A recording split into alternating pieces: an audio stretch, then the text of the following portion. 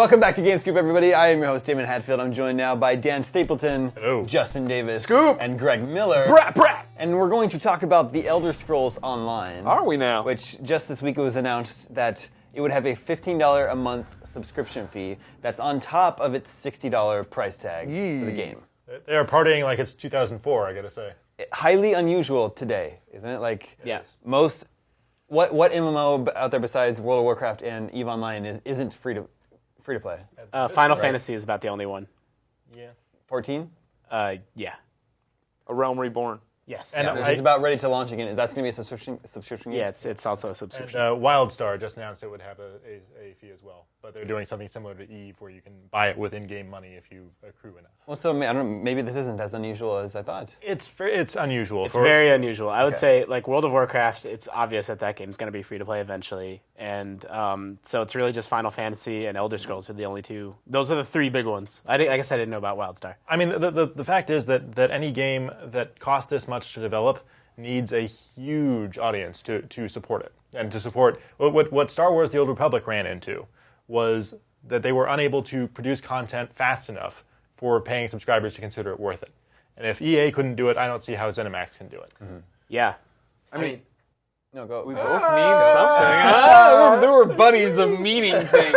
But no, of course, what I'm going to talk about is the ultimate I'm going to talk MMO, about DC right Universe Online. And DC Universe Online did the same thing where it launched at $60, and then there was a $15 That was a subscription. $60 game. It was, yeah. And if you remember, it sold out. Like, there was a big deal. It was hard to get. People really it hit, and people thought it was something new and wanted to play it, and they were really into it. And that install base was enough to keep them afloat long enough for, I forget, was it 6 months to a year? They went free to play as well. But what they said, at least, is it wasn't that they were like hemorrhaging money. It was just like, this is time, and this is what we've always wanted to do. But to make that initial investment back, right, we buckled down and did that. And I think with a name like Elder Scrolls Online, like, that's the next MMO I'm excited for. That's the next one where I'm like, yes, I want to do that. What you're talking about right there is exactly what happened to Star Wars. Yeah. Like they went out there, they did huge numbers right away, and then it tapered off because people got to the end of the content that was there, and the content in there, the story content in the Old Republic is really good. It's really good. Mm-hmm. But there's only so much of it, and once you burn through it, there's nothing else to do. And why am I still paying if they can't generate enough content for me to play for a month every month? But like, their content pipeline was crazy, and that doesn't mean that ZeniMax Online's content pipeline has to look like that. Maybe they have a better way, a better plan for getting content out quickly. The Elder Scrolls, Star Wars. These are two separate problems. Like, Star Wars' problem was they couldn't get content out fast enough to satiate the users and keep them paying that fee every month. That's because it was so high quality. The voice acting was so good. Like, it was BioWare. It was a BioWare game through and through.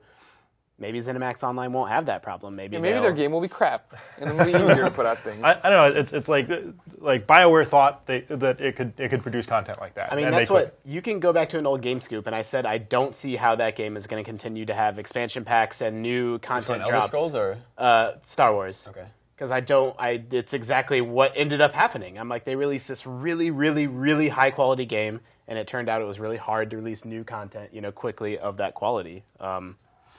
So all of us that have seen Elder Scrolls Online come away very, very positive. Well, right. It's People seem to improving. really like it. It was the initial review was not very positive at all, actually. Okay. But it's getting every time people see it, the game's coming together. Okay. Like, it seems to. But then the question that you posed to me when we were talking about this earlier this week, Dan, is: has Elder Scrolls Online just committed suicide already? Like, did it? Like, even before it's out, it's not supposed to be out until next year. Adding a subscription fee, kill it before it's launched. I think it's taking a huge risk. I mean, it could potentially pay off, but I wouldn't bet on it. I don't think it's suicide. I think they're going to be okay. I think this is coming at it from Dan. He comes from PC land, where things are different and free to play is super successful and this, that, and the other. Whereas I think gamers are used to console gamers who they're appealing to. The reason I'm excited for this game, right, is the fact that I will be able to play it on my console. I'm excited and I don't mind buying the $60 game and paying the $15 because, again, console mindset is I'm going to play it and I'm going to stop paying for it at some point. And then either it goes free to play or they put out a new expansion and I'm back in and I'm super stoked for it. Right, but if you play it and then stop paying for it, then ZeniMax is screwed because if everybody stops paying for it, they're done. Sure. I mean, I think so. You guys know me. You guys know me well. We're friends, so. And the viewers at home know that I sometimes have very strong opinions. Can be very stubborn, don't like to be swayed.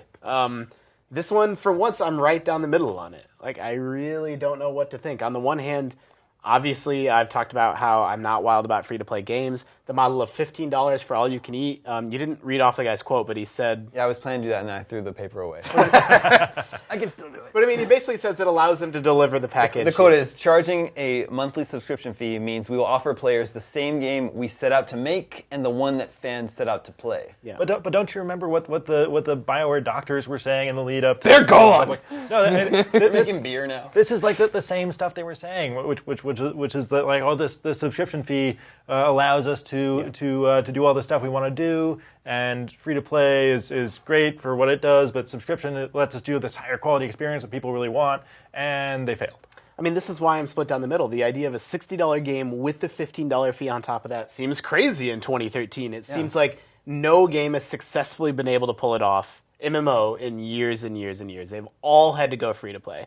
And so part of me is like, yeah, they have committed suicide. Another part of me thinks Elder Scrolls is a huge deal.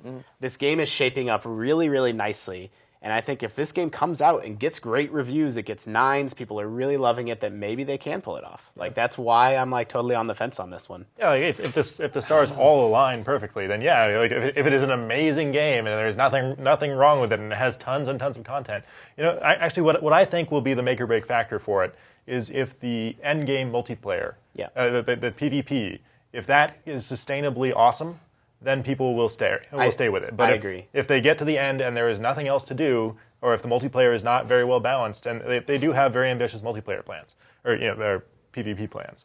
I don't know how developers can continue not building end games into their MMOs. Right. Like, again, I think it's very easy for me to sit here on a couch and be like, let me explain. I don't know why these developers aren't thinking of this problem. Explain to you what you're doing wrong with your MMO. But yeah, I mean, in all seriousness, you do see that mistake over and over again. People love a game, they get to the end, there's nothing left for them to do, so then they unsubscribe. Like, that happens.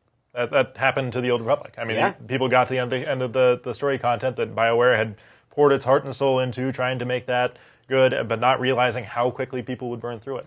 But I mean, maybe that's just, so you paid $60 to get the game, and you get one free month, and maybe it takes you 3 months to get through it, or, however long. That's very optimistic. Well, but sure. I mean, the point is you're still going to get $75 or $90 from somebody. Like, that's a lot. Yeah. It's a lot, but these games cost a huge amount of money to develop. Huge amounts. Console gamers, they complain about every dollar that they have to spend, right? And so let's say you pay $400 for your PS4, $60 for the game. Now you have to pay an extra $15 a month, and you have to pay for PlayStation Plus to play this game online. So is this one? Is this one of them that'll have to be that way?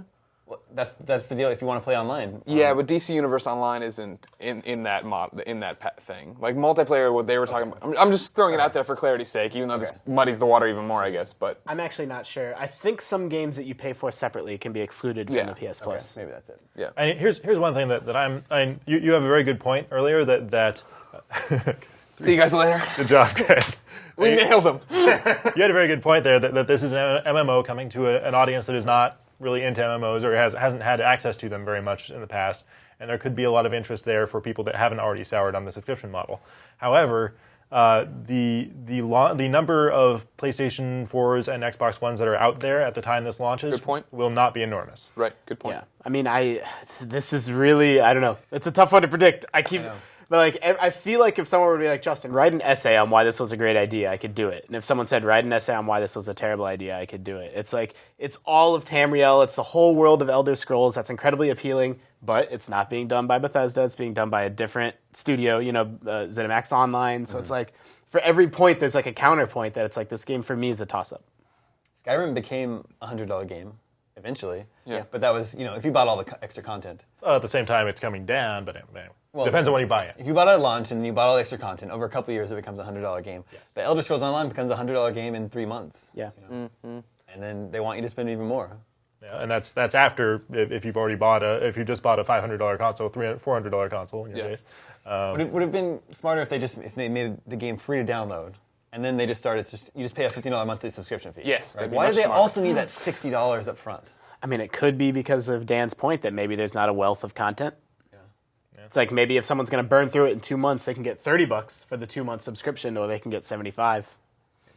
Yeah, and you've got that anticipation factor. You've got all the people that are going to run out there and throw their money at ZeniMax and say, "Give me this game," and they're used to doing that for for pretty much every game. Right. So it's not that big of a hurdle. I think like Guild Wars 2 has a great model where you have the initial $60 purchase or $50 purchase. I forget. I think it was 60. It was 60. Now Right. it's 50. Right. So you buy in and then you pay no subscription fee. But, and this is another topic that people are kind of upset about for the Elder Scrolls Online. In addition to the $60 buy-in, the $15 a month, there's also an in-game shop where you can buy stuff. Yeah. So, But that's no different than World of Warcraft. that is true.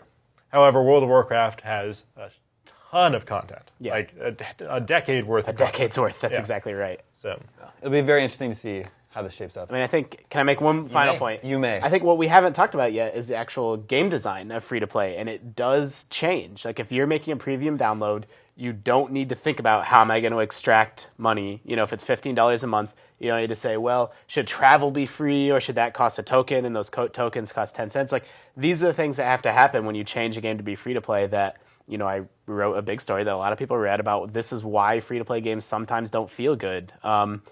They're not all created equal. I think Lord of the Rings Online, I name-dropped that game a lot. I really like its free-to-play model. Other MMOs, I don't like their free-to-play model. So, I don't know. That's why the subscription fee appeals to me, Justin Davis. Like, whether it was a good business move, I don't know. But for me, I'm happy to spend $15 a month, and then when I'm in the world of Tamriel, in Elder Scrolls Online, I don't need to be thinking about money after that. But at the same time, like by adding that in-game shop, they kind of take that away from you, don't they? I mean, it depends on the nature of the in-game shop. Like, if it's like WoW's, where it's like you can buy this dumb mount, like I'm happy to ignore that. Or again, like Lord of the Ring Online, like I buy the content packs and ignore everything else, and I'm fine with that. Like, it depends. What about looking at the people who are paying the $60 for the game and then a 15-month as your test group, right? Because what you're talking about is a great point. The fact that there's not going to be that many Xbox Ones, PlayStation 4s out there. However, the people who will have bought those consoles will be the hardcore gamer who know what an Elder Scrolls game means, right? So they buy it regardless of what we think of it at launch because it's Elder Scrolls, they want to get in. They go through and then they get to point out what they don't want more of, this, that, and the other, and then they get to come out and the developers get to come out and be like, well, we fixed all that and free to play, download the client, no problem, and then just pay us a subscription or whatever. And then you get your loyal hardcore kind of pissed off that I had to pay $60 to get into this game, and now they're letting any. But you give them a founder's cape or something, and they're Right. thrilled. There's already like running jokes. There's like people are starting pools. I'm like, well, okay, how long until Elder Scrolls goes free to play? Right, 6 months, 8 months, 12 months. Yeah, will it make a year? Yeah. That's the outside chance. Will it make a year? It's supposed to be out next spring, right? Give or take. With MMOs, who knows? Yeah. For more on the Elder Scrolls Online, stay tuned to IGN Game Scoop.